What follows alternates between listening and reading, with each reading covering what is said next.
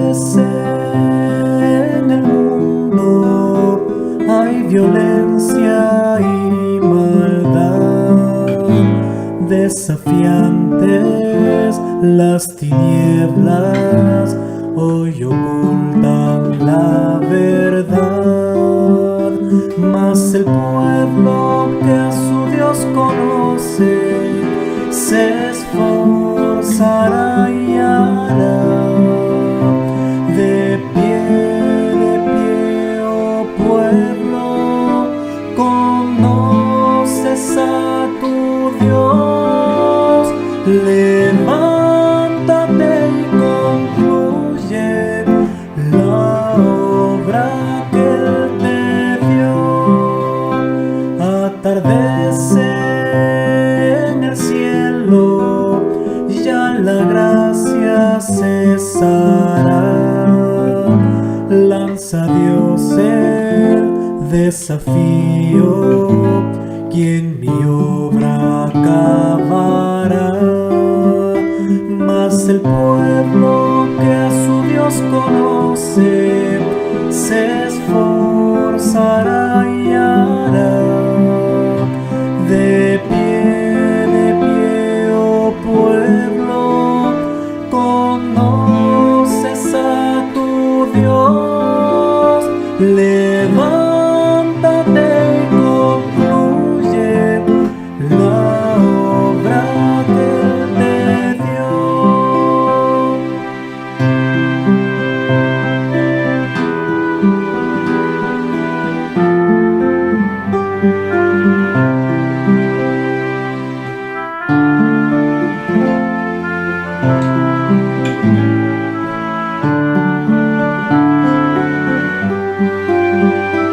Mas el pueblo que a su Dios conoce se esforzará y hará. De pie, oh pueblo, conoces a tu Dios. Levántate y concluye la obra que Él te dio.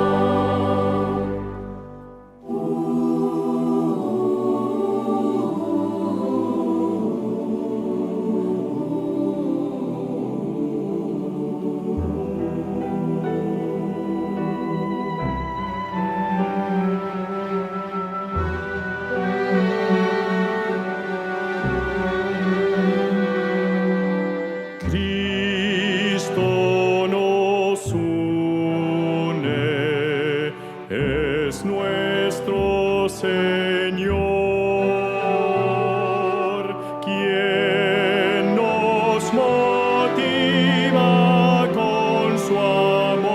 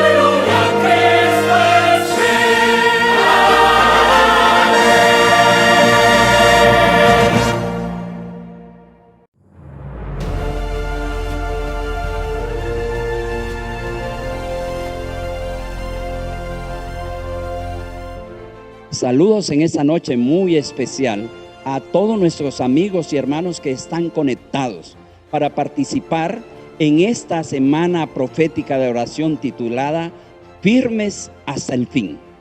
Nuestro orador, el pastor Esteban Bor, ha detallado en una forma exhaustiva cómo la palabra de Dios aclara y permite conectarnos con los momentos actuales previo a la segunda venida de nuestro Señor Jesucristo. Un saludo muy especial en esta noche a los hermanos del distrito de San Luis, con su pastor Joan Díaz y su querida esposa. También al distrito central Medellín, liderado por nuestro pastor Osvaldo Muñoz y nuestra querida hermana Marta Echevarría. Y allá en Ismina, queremos saludar al distrito San Juan Baudó, a nuestro pastor Fabián Lucumí, a su esposa y a todos estos hermanos. La próxima semana estaremos allá en evangelismo continuo. Y en esta noche, antes de darle paso al pastor Esteban Bor, vamos a orar. Oremos. Señor y Dios que estás en los cielos, alabamos tu nombre. Te damos gracias por tu misericordia. Tú eres nuestro castillo, nuestra fortaleza, nuestra esperanza. Vivimos en tiempos, Señor, que demandan preparación espiritual, firmeza en propósito y dedicación en cuanto al estudio de tu palabra. Consagramos ese tiempo para que tú bendigas tu palabra y bendiga a tu siervo, el pastor Esteban Bor, al exponerla. Y danos, Señor, corazones entendidos, pero también que tu palabra se cumpla en el querer como el hacer por tu santísima voluntad. Bendice a cada uno de los amigos que nos escuchan. Que tú, Señor, les bendiga, les cuide, las inquietudes, las dudas. Señor, permite que la luz y la claridad de tu palabra pueda obrar en sus vidas.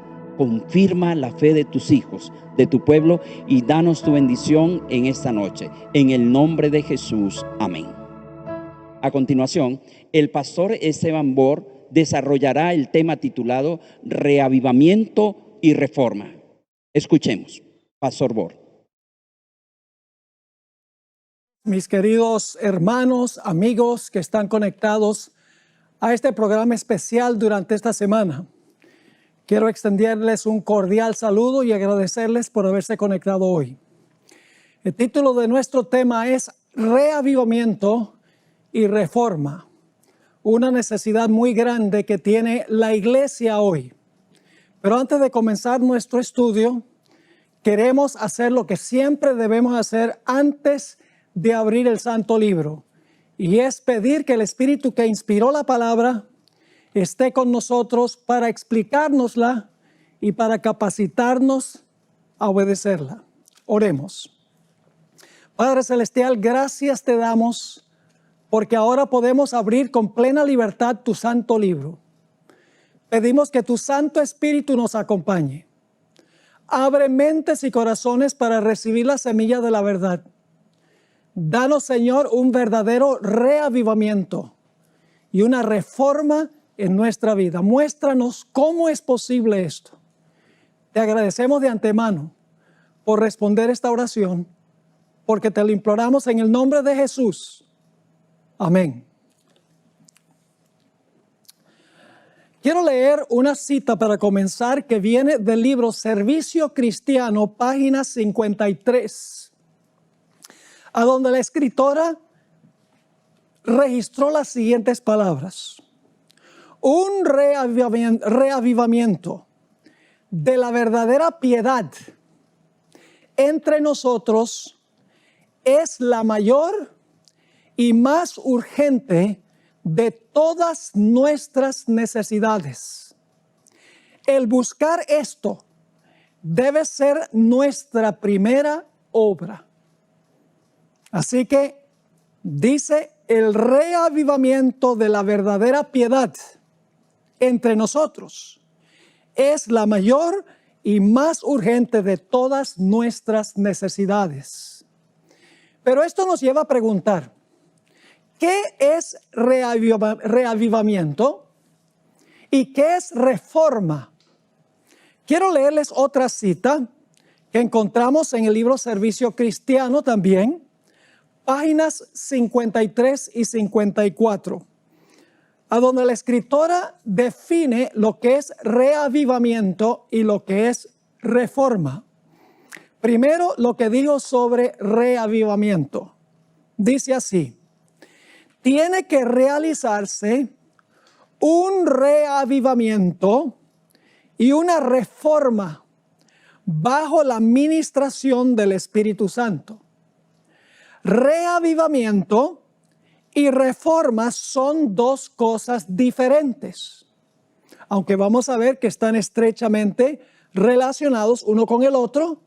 En realidad, reavivamiento y reforma son dos cosas diferentes. Sigue la cita. El reavivamiento significa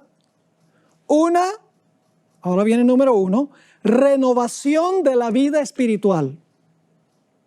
Una vivificación de los poderes de la mente y del corazón. Una resurrección de la muerte espiritual. Así que estas tres expresiones son paralelas. El reavivamiento significa una renovación de la vida espiritual, una vivificación de los poderes de la mente y el corazón, una resurrección de la muerte espiritual. Y luego explica lo que es reforma. En la página 54 sigue la cita. La reforma significa una reorganización, un cambio en las ideas y teorías. Ideas y teorías es algo que tenemos en nuestra mente, en nuestro pensar. Es decir, la reforma significa un cambio en nuestra forma de pensar. Sigue diciendo, la reforma significa una reorganización, un cambio en las ideas y teorías, en los hábitos y prácticas. Tiene que ver con la conducta. Es decir, la reforma significa pensar distinto y actuar distinto. Sigue la cita. La reforma no producirá los buenos frutos de la justicia, al menos que esté vinculada con el reavivamiento del Espíritu. El reavivamiento y la reforma han de realizar su obra señalada, y al hacer esta obra, ambas deben combinarse. Es decir, reavivamiento y reforma van juntos o juntas. Ahora, reavivamiento sin reforma no es verdadero reavivamiento. Una reforma sin reavivamiento no es una verdadera reforma. Reavivamiento sin reforma es sentimentalismo o emocionalismo. Y reforma sin reavivamiento es legalismo o fanatismo. Es decir, tienen que ir juntos estos dos elementos, el reavivamiento y la reforma. Ahora, si ustedes estuvieran manejando su automóvil por una carretera en invierno, está nevando, la carretera está muy resbalosa, ¿en cuál de las dos zanjas preferiría caer? ¿En la zanja derecha o en la zanja izquierda? Yo creo que ninguno de las dos zanjas, porque igual ya no podrían andar en el carro. Es decir, los dos extremos son reavivamiento sin reforma y reforma sin reavivamiento. Ninguno de estos dos sirve para nosotros últimamente alcanzar la salvación. Ahora vamos a notar la historia del primer pecado que se cometió en la historia. El pecado de Eva y de su esposo Adán. Al principio, cuando ellos pecaron, procuraron justificar lo que habían hecho dando excusas. No entendían la enormidad de su pecado. Para ellos, sencillamente habían transgredido un reglamento que Dios les había dado. El corazón engañoso de ellos, antes de su conversión, los llevó a justificar su pecado ofreciendo excusas. Vamos a leer Génesis 3 y el versículo 9 al 13, a donde tenemos el registro de lo que ocurrió después que Adán y Eva pecaron. Dice en el versículo 9, mas Jehová Dios llamó al hombre y le dijo, ¿dónde estás tú? Y él respondió, oí tu voz en el huerto y tuve miedo, porque estaba desnudo y me escondí. Y Dios le dijo, ¿quién te enseñó que estabas desnudo? ¿Has comido del árbol de que yo te mandé no comieses? Y el hombre respondió, ahora viene la excusa, la mujer que me diste por compañera me dio del árbol y yo comí. En realidad está culpando a Dios porque dice, si tú no me hubieras dado esa mujer, yo no hubiera pecado. Y luego el versículo 13 dice, entonces Jehová Dios dijo a la mujer, ¿qué es lo que has hecho? Y dijo la mujer, la serpiente me engañó y comí. Le está echando la culpa también, no solo a la serpiente, sino a Dios. Dios, si tú no hubieras creado la serpiente, yo no hubiera comido el fruto que me ofreció la serpiente. Es decir, ellos no ven la seriedad de su pecado, la profundidad de su pecado, lo terrible que iba a ser el resultado de su pecado. ¿Cuándo es que Adán y Eva se dieron cuenta lo terrible que era su pecado? Que era más que sencillamente desobedecer un mandamiento que Dios les había dado. En el libro Patriarcas y Profetas, página 48, encontramos el momento cuando la conciencia de Adán y Eva se despertó. No se despertó cuando ellos miraron lo que Dios había dicho sencillamente como un reglamento que había que obedecer. Fíjense lo que dice esta cita. Para Adán, el ofrecimiento del primer sacrificio fue una ceremonia muy dolorosa. Tuvo que alzar la mano para quitar una vida que solo Dios podía dar. Por primera vez iba a presenciar la muerte y sabía que si hubiera sido obediente a Dios, no la habrían conocido el hombre ni las bestias.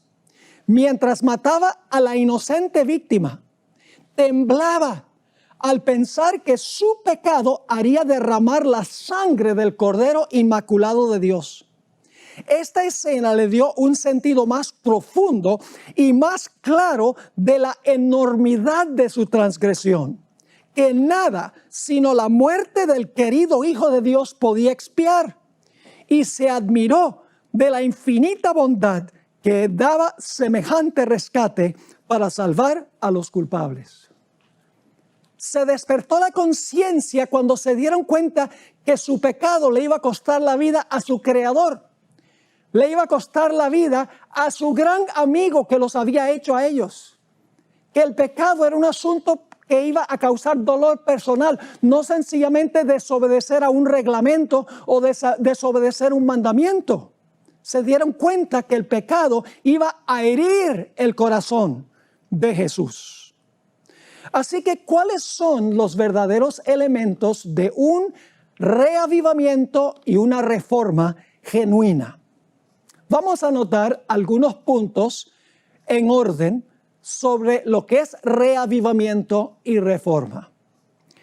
El primer punto es que el hombre fue creado originalmente perfecto, sin ninguna inclinación hacia el pecado. Estaba vivo espiritualmente y esto se reflejaba en su conducta. Porque estaba vivo espiritualmente, su conducta estaba en armonía con la santa ley de Dios. Pero cuando el hombre pecó, ahora su inclinación llegó a ser hacia el pecado. Es decir, murió espiritualmente hablando.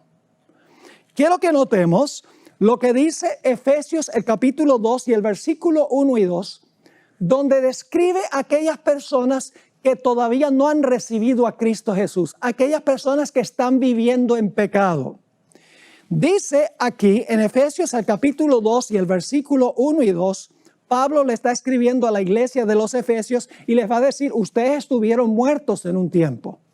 Dice allí, y de ella recibisteis vosotros, que estabais muertos, esa es la condición en la cual estaban, que estabais muertos en vuestros delitos y pecados, en que en otro tiempo anduvisteis conforme a la condición de este mundo, conforme al príncipe de la potestad del aire, el espíritu que ahora obra en los hijos de desobediencia.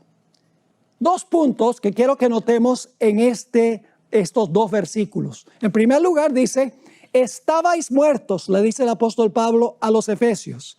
Y luego dice, anduvisteis conforme a la condición de este mundo. Es decir, estaban muertos, esa era su condición y el resultado se vio en su andar o su caminar, en su conducta. Colosenses el capítulo 2 y el versículo 13 nos dice otra vez que Pablo le está diciendo a los colosenses que ellos también estuvieron muertos. Dice allí en Colosenses 2:13, y vosotros estando muertos, esa es su condición, estando muertos en pecados y en la incircuncisión de vuestra carne, os vivificó juntamente con él, perdonándoos todos los pecados. Es decir, el hombre tenía un doble problema. Su condición era que estaba muerto espiritualmente. Y eso se dejó ver en su conducta o en su andar o en su caminar. Dos problemas. La condición que lleva a una vida alejada de Dios. Tanto la palabra reavivamiento como la palabra reforma comienzan con re. Usted no puede revivir lo que no murió, ni puede reformar lo que ya está reformado. Es decir, el hombre necesitaba resucitar de la muerte espiritual y luego necesitaba una reforma en su conducta. Reavivamiento es nacer de nuevo, que luego lleva a un cambio en la conducta de la persona. Ahora, hay un problema que tiene el hombre, y es que el corazón del hombre es engañoso por encima de todas las cosas. ¿Cómo puede haber un reavivamiento y una reforma cuando el corazón del hombre es tan engañoso? Bueno, quiero que notemos que el corazón del hombre es un racionalizador. Nos conduce a tratar de justificar lo que nosotros hacemos, a darle explicación, a dar excusas por el pecado. El corazón nos dice que debemos hacer eso. ¿Cuáles son algunas excusas que la gente ofrece? Bueno, lo que yo hice no es tan malo como lo que hacen otras personas. Al fin y al cabo soy salvo por gracia y por lo tanto no tengo que guardar la ley. La carne, la naturaleza carnal es débil. El mundo es muy atractivo. Las tentaciones del diablo son demasiado poderosas. Es mi herencia, está en mis genes. Crecí en un ambiente desfavorable. Mis padres me dieron mal ejemplo. Y podemos seguir con las excusas que el corazón no regenerado ofrece por la conducta que la persona practica. Por eso es que Jeremías 17 y el versículo 9 nos dice en cuanto al corazón del hombre, engañoso es el corazón más que todas las cosas y perverso. ¿Quién lo conocerá? Ahora, ¿dónde vamos a conseguir la respuesta a esa pregunta? El corazón es engañoso, racionaliza, da excusas, da explicaciones, trata de justificar lo que la persona hace. ¿Quién va a conocer el corazón y cambiar ese corazón? El versículo 10 de Jeremías 17 lo explica. Aquí Dios responde, yo Jehová, conoce el corazón, yo Jehová, escudriño el corazón y pruebo los riñones para dar a cada uno según su camino, según el fruto de sus obras. Nosotros mismos no podemos conocer nuestro corazón. Nosotros podemos creer que conocemos nuestro corazón. Pedro creía cuando él dijo, yo nunca te negaré, Jesús, pero él no sabía ni conocía la condición de su propio corazón. Por eso dice que solo Dios puede conocer la condición de nuestro corazón. Así que dice, yo Jehová, que escudriño el corazón y pruebo los riñones para dar a cada uno según su camino, según el fruto de sus obras. En el Salmo 139 y el versículo 23 y 24, nuevamente Dios dice que Él es el que escudriña y nos muestra a nosotros la condición de nuestro corazón. Aquí está orando el salmista y fíjense lo que pide el salmista. Examíname, oh Dios, y conoce mi corazón. Pruébame y reconoce mis pensamientos y ve si hay perversidad en mi camino, es decir, en mi conducta, y guíame en el camino eterno. Así que el salmista dice, examíname, oh Dios, conoce mi corazón, porque nosotros no podemos. Pruébame y reconoce mis pensamientos.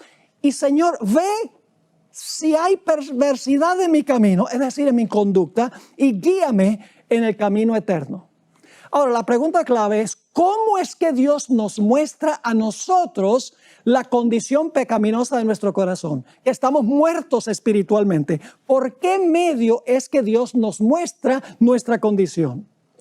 La respuesta es muy sencilla. Lo hace a través de este libro por la influencia del Espíritu Santo. Es decir, el Espíritu Santo usa la palabra de Dios y a través de la palabra de Dios, el Espíritu Santo nos muestra nuestra verdadera condición. Nos muestra que estamos muertos en delitos y en pecados. Y luego entonces el Espíritu Santo nos muestra cómo somos y nos ofrece cambiar nuestra vida. Noten Hebreos 4 y el versículo 12 y 13, a donde Dios dice qué es lo que nos escudriña a nosotros y nos muestra lo que nosotros realmente somos, porque nuestro corazón no nos dice la verdad. El corazón pecaminoso nos miente, pero Dios no miente. Dice en Hebreos 4, 12 y 13, porque la palabra de Dios, es este libro que está aquí, la palabra de Dios es viva y eficaz y más penetrante que toda espada de dos filos, y que alcanza hasta partir el alma y aún el espíritu y las coyunturas y tuétanos, y discierne los pensamientos y las intenciones del corazón. Y no hay cosa creada que no sea manifiesta en su presencia, es decir, en la presencia de la palabra. Antes, todas las cosas están desnudas y abiertas a los ojos de aquel a quien tenemos que dar cuenta. Es decir, Dios nos examina, nos escudriña a través de su palabra. Cuando yo abro la palabra y leo la palabra me muestra exactamente cómo soy yo. Sin el engaño, sin entrometerse mi corazón en el camino. Es decir, donde no se predica la palabra de Dios y no se estudia esa palabra con oración, no puede haber reavivamiento y reforma, porque voy a permanecer muerto y mi conducta lo va a manifestar. Hubo un gran predicador en la década de los 1830 con el nombre de Guillermo Miller. Una persona una vez asistió a unas conferencias que estaba dando ese poderoso predicador en la ciudad de Portland, Maine, el lugar donde nació Elena White. Quiero leer la descripción para que ustedes vean el poder que tiene la palabra para cambiar los corazones, para mostrarle a la gente cómo son y la necesidad que tienen de resucitar espiritualmente y como resultado un cambio en la conducta. Este señor Fleming, L.D. Fleming, escribió lo siguiente. Fue uno que asistió a una conferencia de Guillermo Miller. Todo está avanzando poderosamente. Anoche unas 200 personas pidieron oración y el interés parece estar cada vez más en aumento.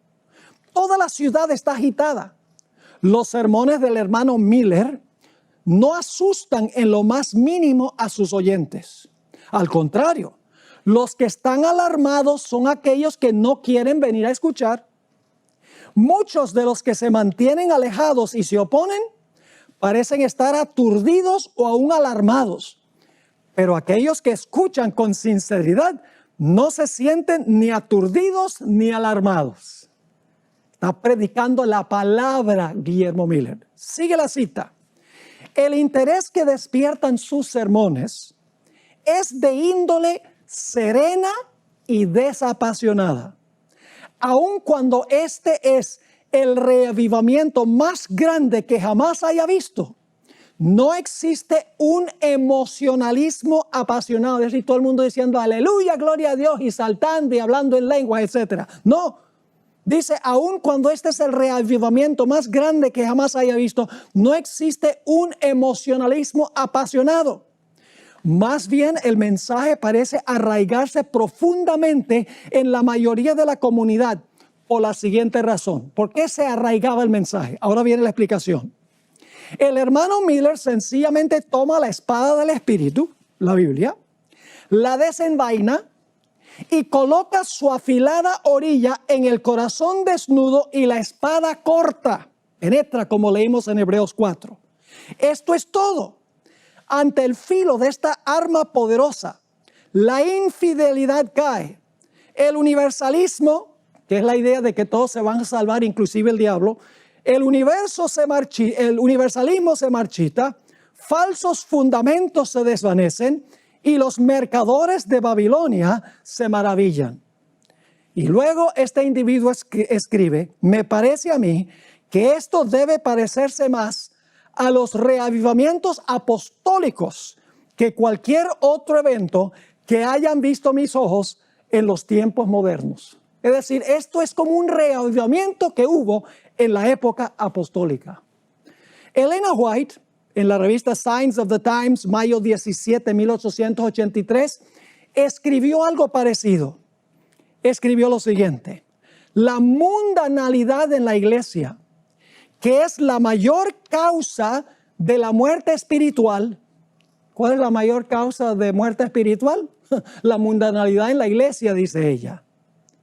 La mundanalidad en la iglesia, que es la mayor causa de la muerte espiritual, se debe a la influencia de miembros egoístas y ociosos. Hay que coartar esta enfermedad mortal. ¿Y cómo es que se corta esa enfermedad mortal del corazón del ser humano? Sigue la cita. El bisturí del cirujano corta profundo. Aquí está Hebreos 4 que leímos. Nuevamente, el bisturí del cirujano corta profundo cuando es necesario remover material putrefacto y pestilente. Asimismo, la palabra de Dios, más aguda que toda espada de dos filos, debe cortar hasta el corazón, o el mal nunca será quitado. Supongamos que una persona tiene problemas con pornografía. Es un problema grandísimo, no solamente fuera de la iglesia, sino dentro de la iglesia. Y un día, una persona que tiene serios problemas con pornografía está leyendo el Evangelio según San Mateo, el capítulo 5, donde dice, Jesús, habéis oído en el antaño, no cometerás adulterio. Pero yo os digo, cualquiera que mira a una mujer para codiciarla, ya adulteró en su corazón. Ahora, la persona empezó leyendo la palabra y ahora la palabra lo está leyendo a él. La palabra le está diciendo, ese eres tú. Tú eres el que tienes ese problema. Así que cuando leemos la palabra diagnostica el pecado de nuestra vida, nos muestra nuestro pecado, nos muestra que nosotros estamos alejados de Dios, que estamos espiritualmente muertos. Ahora, tenemos que venir a la Biblia con corazón abierto y sincero, y el deseo de practicar lo que nosotros aprendemos. Porque si no, vamos a justificar toda clase de prácticas que no son bíblicas. Por ejemplo, vamos a defender que está bien comer carne de cerdo y está también igual bien guardar el domingo, que está bien ir al cine, escuchar música mundana, está bien el estilo de vida homosexual, está bien vestirnos inmodestamente. Si el corazón no es sincero, si no venimos a la Biblia para decir, Señor, habla que tu siervo oye, muéstrame exactamente cómo soy, el remedio que necesito, la resurrección que necesito, el corazón perverso del hombre va a justificar la conducta que nosotros estamos practicando. Pero ahora escuchen, no solamente la palabra de Dios, la Biblia en su totalidad nos muestra nuestra condición. nos muestra que estamos muertos espiritualmente y necesitamos una resurrección, sino que más específicamente los 10 mandamientos, la ley de Dios nos muestra nuestra condición. Romanos el capítulo 7 y el versículo 7, el apóstol Pablo escribió, ¿qué diremos pues? ¿La ley es pecado? ¿Qué responderíamos a eso? ¿La ley es pecado? En ninguna manera. Pero yo no conocí el pecado sino por la ley. Porque tampoco conocería la codicia si la ley no dijera, no codiciarás. Es decir, los 10 mandamientos nos definen lo que es pecado y nos muestran a nosotros que somos pecadores, que estamos muertos espiritualmente.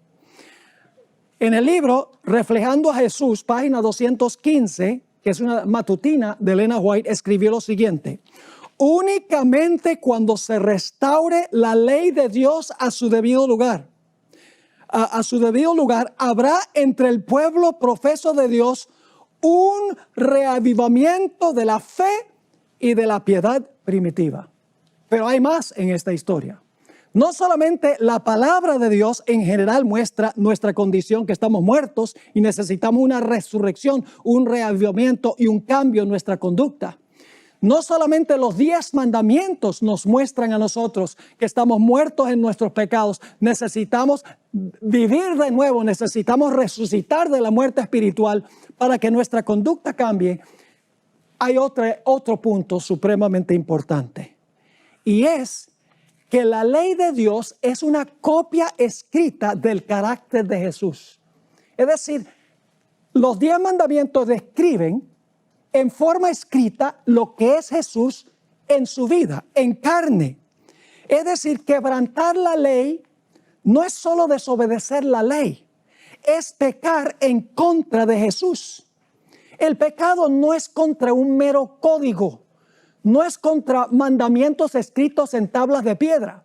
En la Biblia el pecado es contra una persona, porque la ley es un reflejo del carácter de Jesús. Cuando quebrantamos la ley, estamos ofendiendo a Jesús. En el comentario bíblico adventista, tomo 5, página 1105, encontramos esta cita de Elena White en cuanto a Jesús. Él era la encarnación de la ley de Dios, la cual es una transcripción exacta de su carácter. Ahora, ¿qué sucede cuando yo contemplo la santidad de Jesús? Porque Cristo es santo, su ley es santa. Cuando yo veo a Jesús, cuya vida era una vida en perfecta armonía con la ley, y yo vengo a Jesús, ¿cómo me veo a mí mismo? De repente se despierta la conciencia y yo digo, yo estoy muerto espiritualmente. Mi conducta es desemejante a Jesús. Llegamos a decir como el apóstol Pablo, ¿quién me librará del cuerpo de esta muerte?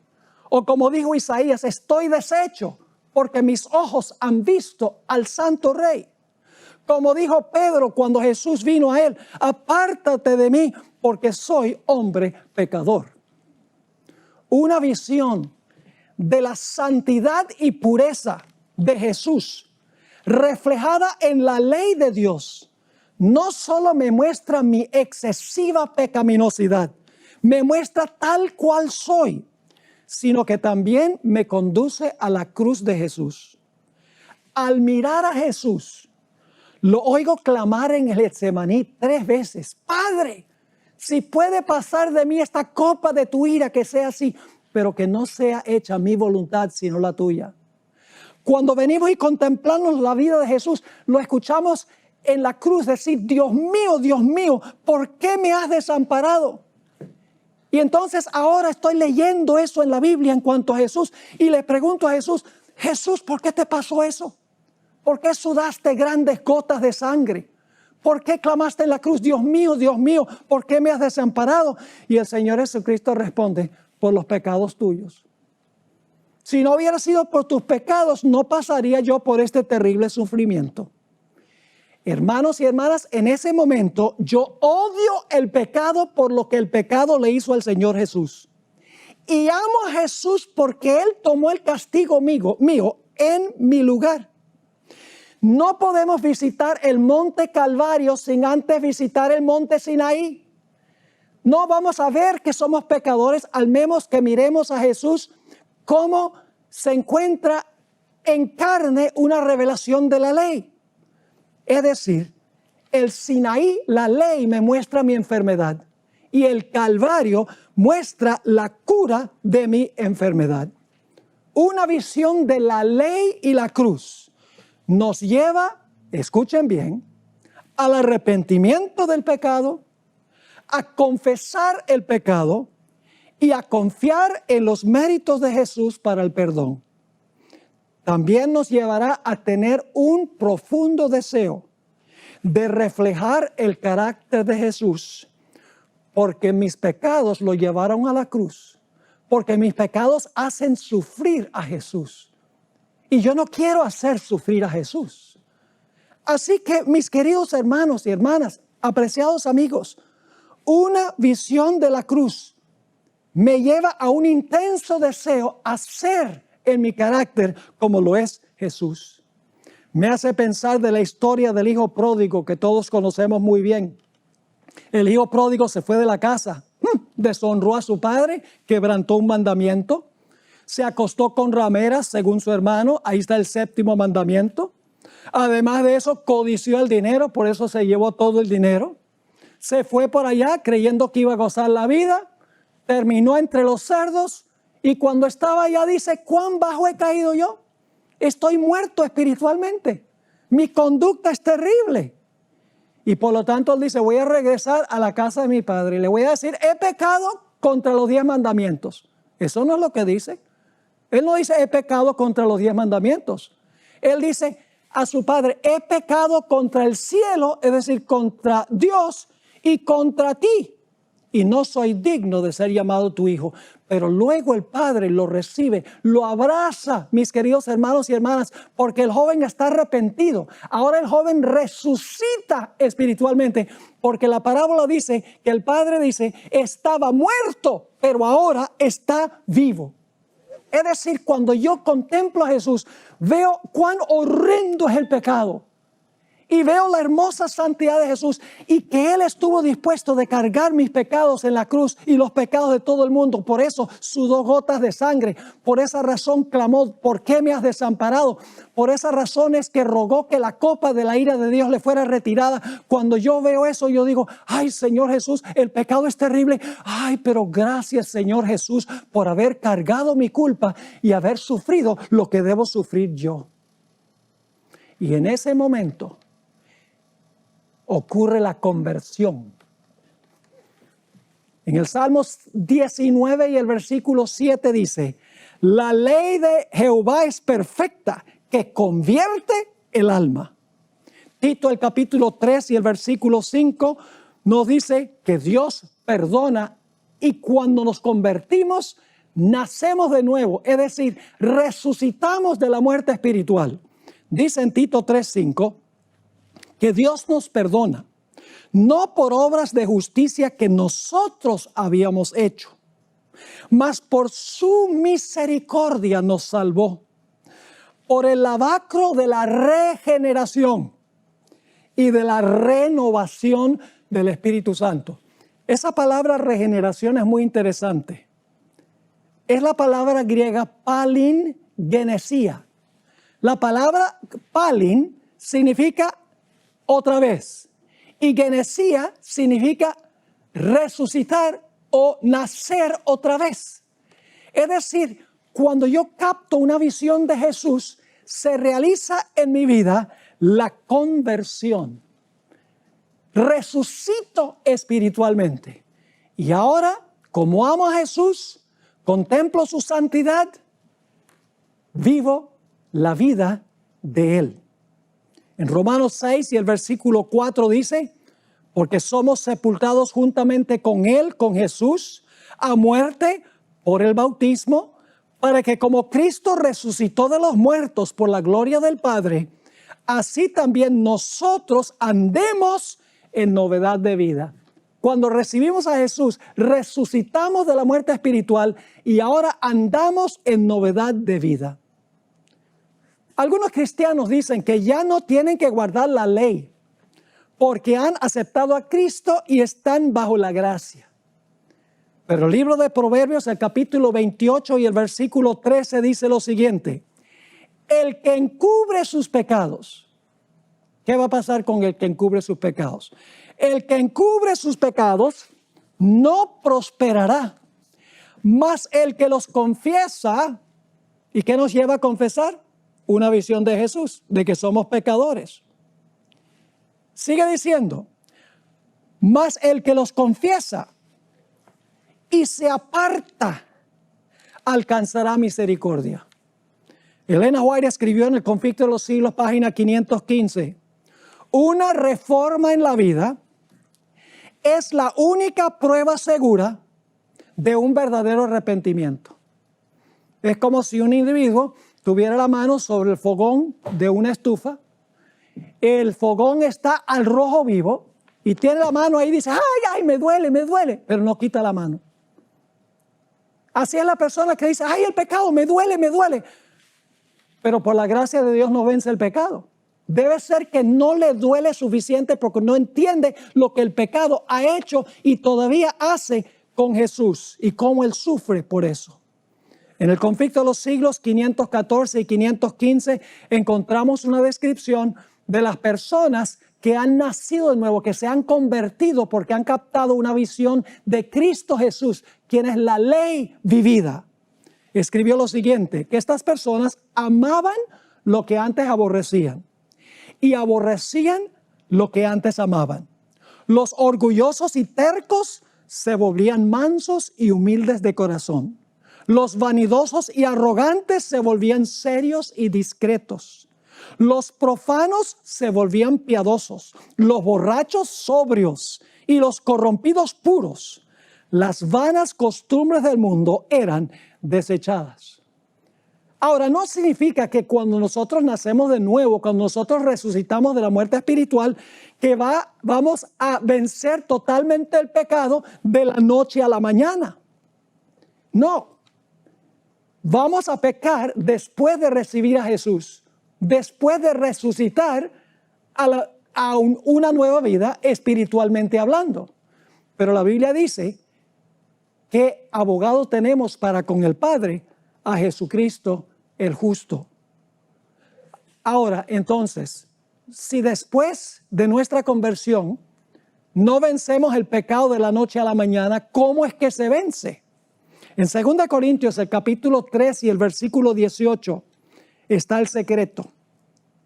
Dice el apóstol San Pablo: por tanto nosotros todos, mirando a cara descubierta como en un espejo la gloria del Señor, es decir, contemplando a Jesús, según hemos estado estudiando, somos transformados. Esta es la Reina Valera del 60, pero no capta el sentido del verbo en griego. En griego, en realidad dice: estamos siendo transformados de gloria en gloria en la misma semejanza como por el Espíritu del Señor. Es decir, después de nuestra resurrección espiritual, contemplamos diariamente a Jesús y de día en día vamos ganando victorias en nuestra vida espiritual a medida que contemplamos a Cristo Jesús como nuestro Salvador.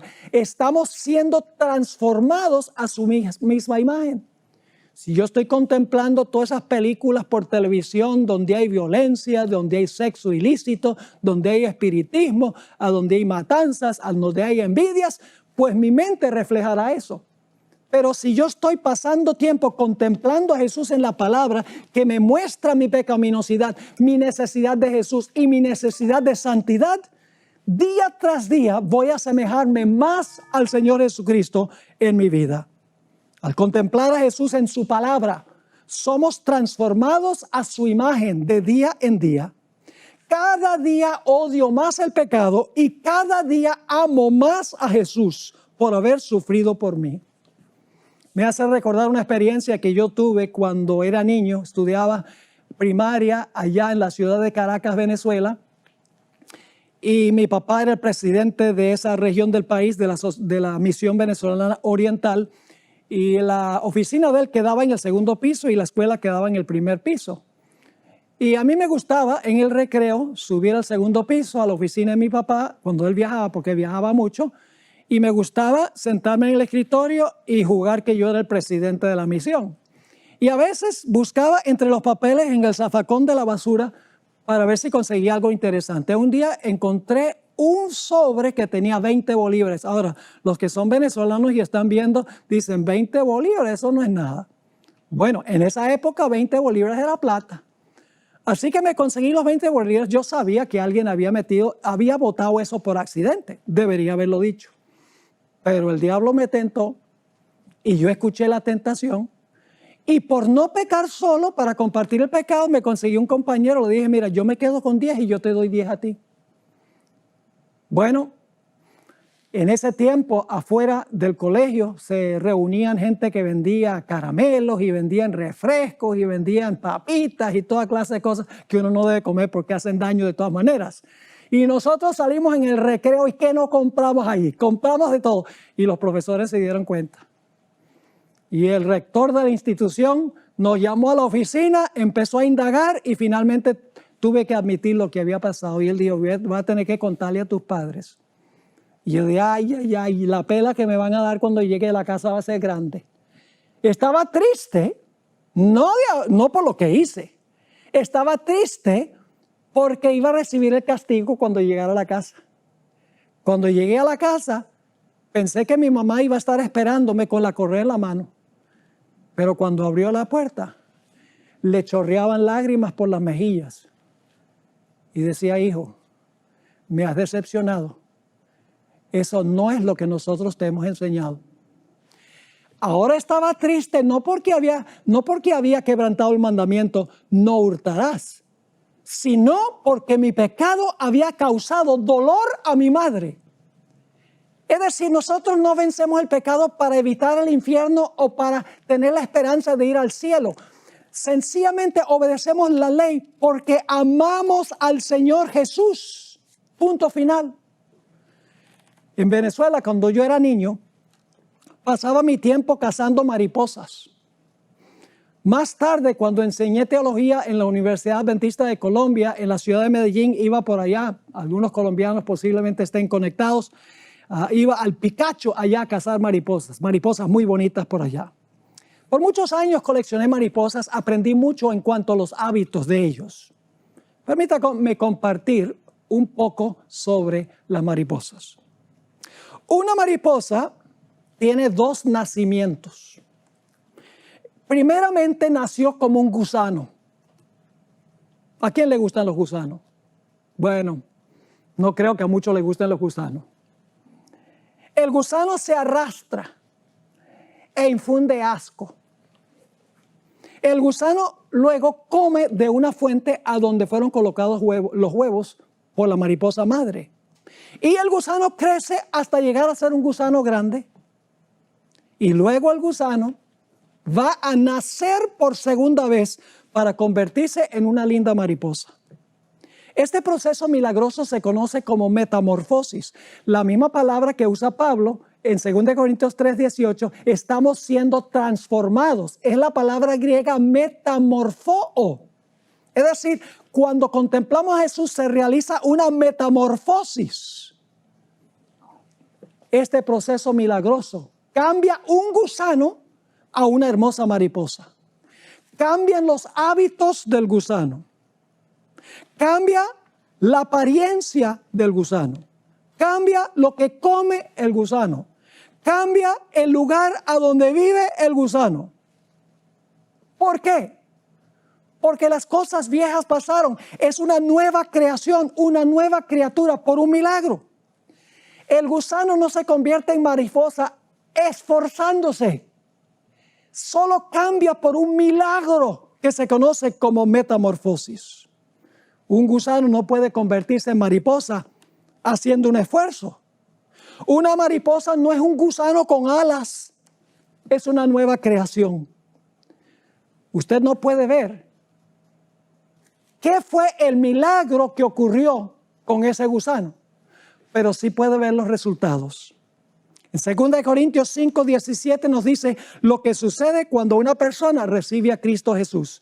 Dice, Las cosas viejas pasaron, he aquí todas son hechas nuevas. Cuando nosotros nacemos de nuevo, al contemplar a Cristo Jesús, ver nuestra pecaminosidad, ver la santidad de Él, anhelar a ser como Él, pasa por nosotros una transformación, una metamorfosis y llegamos a ser nuevas criaturas. Una vez el Señor Jesucristo se encontró con un líder espiritual llamado Nicodemo, un hombre legalista. Él pensaba que podía ganarse el cielo obedeciendo la ley. Elena White, en El deseo de todas las gentes, página 143, escribió: el que está tratando de alcanzar el cielo por sus propias obras, observando la ley, está intentando lo imposible. No hay seguridad para el que tenga solo una religión legal, como los fariseos, que decían, vamos a obedecer la ley, así Dios nos salva. No obedecían la ley por amor, sino por ganarse el cielo y para que Dios no los enviara al infierno. No hay seguridad para el que tenga solo una religión legal, solo una forma de piedad. La vida, ahora escuchen esto, la vida del cristiano no es una modificación o mejora de la antigua. La gente cada vez dice, no, yo voy a mejorar, yo voy a ser mejor. El esposo que maltrata a la esposa dice, perdón, pero yo voy a mejorar. Es una promesa que no se puede cumplir a menos que haya un cambio en el corazón. Así que dice, la vida del cristiano no es una modificación o mejora de la antigua, sino una transformación de la naturaleza. Se produce una muerte al yo y al pecado y una vida enteramente nueva. Este cambio puede ser efectuado únicamente por la obra eficaz del Espíritu Santo. Ahora, cuando nacemos de nuevo, por así decirlo, cuando nacemos mariposas después de haber sido gusanos, tenemos que permanecer en Jesús. Yo recuerdo cuando vivía en Venezuela, iba a un parque en Venezuela, era Parque Nacional en ese tiempo, Parque Nacional Henry Pittier, a un lugar que se llamaba Guamitas, y allí cazaba mariposas lindas. Había unas mariposas azules, grandes azules, que tenían una manera muy particular de volar. No volaban derecho, sino subían y bajaban, subían y bajaban. La primera vez que yo llegué a ese parque, yo tenía mi malla, tenía mi tabla para montar la mariposa, tenía el frasco con tetracloruro de carbono, el veneno para matar a la mariposa. Yo veo esta mariposa azul y salgo tras la mariposa con esa malla y tiro a la mariposa y subía y le tiraba y bajaba y no fui capaz de agarrar la mariposa. Estaba tropezándome en piedras y tropezándome contra árboles y contra arbustos, etc. Y me di cuenta que el director del parque estaba presente allí y estaba riéndose a carcajadas. Y yo fui a donde él estaba y le dije, ¿pero por qué te ríes? Dice, me río viéndote perseguir a esas mariposas tratando de cazarlas. Dice, yo sé cuál es la debilidad de esas mariposas. A esas mariposas les encantan, y voy a usar diferentes palabras, los bananos, los guineos, los plátanos, los cambures, para todos los idiomas. A ellos les encanta el banano. Si tiras un banano en el suelo maduro y vuelves, vas a encontrar varias mariposas de esas paradas ahí y con la malla cazas a todas. Así que hice eso. ¿Y sabes lo que pasó? Regresé en media hora y había 5 de esas mariposas paradas en el banano. Puse la malla, cacé las 5, facilito. ¡Wow! Porque había descubierto la debilidad de esas mariposas. Varios años después regresé otra vez al parque, llevaba mi malla y mi equipo, y cuando entré por la puerta me vio el que estaba cuidando el parque y me dijo, ¿para dónde vas con esa malla? Yo dije, voy a cazar mariposas. Él dice, no, no vas a cazar mariposas. Porque desde que viniste la última vez, esto ha sido declarado un parque nacional, no se puede tocar ni la fauna, ni la flora, ni nada. ¿Saben lo que hice yo? Salí por la puerta, fuera de la cerca, y tiré mi banano en el suelo afuera de la cerca, y cualquier mariposa que se arriesgaba a pasar encima de la cerca al banano, caía presa. Cuando nosotros hemos recibido a Jesús y estamos en proceso de ser transformados, tenemos que permanecer en Él, porque Satanás conoce nuestras debilidades. Mis queridos hermanos y hermanas, necesitamos permanecer en Jesús. Una vez que hemos resucitado a novedad de vida. Una vez que hemos empezado la vida cristiana, hay que permanecer en el Señor. Ahora, en los últimos días, sabemos que va a haber un falso reavivamiento en el mundo cristiano.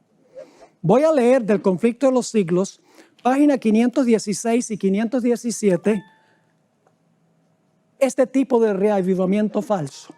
Dice lo siguiente: los reavivamientos populares son provocados demasiado a menudo por llamados a la imaginación, que excitan las emociones. La gente quiere ir a la iglesia y quiere emocionarse y saltar y rodar en los pasillos y decir aleluya y levantar las manos y hablar en lenguas. La gente quiere una gran emoción. Elena White dice: los reavivamientos populares son provocados demasiado a menudo por llamados a la imaginación que excitan las emociones y satisfacen la inclinación por lo nuevo y extraordinario. Los conversos ganados de este modo manifiestan poco interés en el testimonio de profetas y apóstoles. El servicio religioso que no revista un carácter un tanto sensacional no tiene atractivo para alguno de ellos. Un mensaje que apele a la fría razón, es decir, para que uses la cabeza y no sencillamente te emociones en el servicio. Un mensaje que apele a la fría razón no despierta eco alguno en ellos.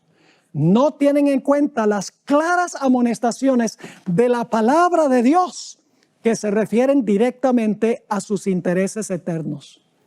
El poder de la piedad ha desaparecido casi enteramente de muchas de las iglesias. Las comidas campestres, fíjese lo que atrae a la gente, las comidas campestres, las representaciones teatrales en las iglesias, las ventas a beneficio, las casas lujosas y la ostentación personal han alejado de Dios los pensamientos de la gente. Tierras y bienes y ocupaciones mundanas llenan la mente, mientras que las cosas de interés eterno se consideran apenas dignas de atención. Lo que nosotros necesitamos no es una reforma, sino un reavivamiento que nos lleva a una reforma. Si la vida no ha cambiado, estamos muertos espiritualmente y no habrá una reforma. En la página 517 sigue esto. Va a haber un gran reavivamiento genuino, a pesar del decaimiento general de la fe y de la piedad. Hay en esas iglesias, en todas las iglesias protestantes, la iglesia romana, hay en esas iglesias verdaderos discípulos de Cristo. Antes que los juicios de Dios caigan finalmente sobre la tierra, habrá entre el pueblo del Señor un reavivamiento de la piedad primitiva, cual no se ha visto nunca desde los tiempos apostólicos. Yo estoy orando por ese reavivamiento. Dice la sierva del Señor: el Espíritu y el poder de Dios serán derramados sobre sus hijos. Entonces muchos se separarán de esas iglesias en las cuales el amor de este mundo ha suplantado el amor de Dios y de su palabra. Muchos, tanto como ministros como laicos, aceptarán gustosamente esas grandes verdades que Dios ha hecho proclamar en este tiempo a fin de preparar un pueblo para la segunda venida del Señor. Y Satanás sabe que ese reavivamiento viene bien pronto y por lo tanto va a tratar de introducir una falsificación. Termino con esta cita en la misma página 517. El enemigo de las almas desea impedir esta obra. Y antes que llegue el tiempo para que se produzca tal movimiento, tratará de impedirlo introduciendo una falsificación. Hará aparecer como que la bendición especial de Dios es derramada sobre las iglesias que pueda colocar bajo su poder seductor. Allí se manifestará lo que se considerará como un gran interés por lo religioso. Multitudes se alegrarán de que Dios esté obrando maravillosamente en su favor, cuando en realidad la obra provendrá de otro espíritu. Bajo un disfraz religioso, Satanás tratará de extender su influencia sobre el mundo cristiano. Mis queridos hermanos y amigos, no debemos buscar una iglesia porque parece que hay mucho amor ahí, por las grandes multitudes que asisten, por los grandes e impresionantes templos a donde se adora, por los grandes y populares predicadores, por la música conmovedora que se presenta allí, por la emoción y el entusiasmo que despierta el servicio, debemos buscar a una iglesia a donde se predica claramente, sin ser políticamente correcto, la palabra de Dios para traer un reavivamiento que llevará finalmente a una reforma en la vida espiritual. Es mi oración que esa sea la experiencia de cada uno de los que han visto esta presentación esta tarde.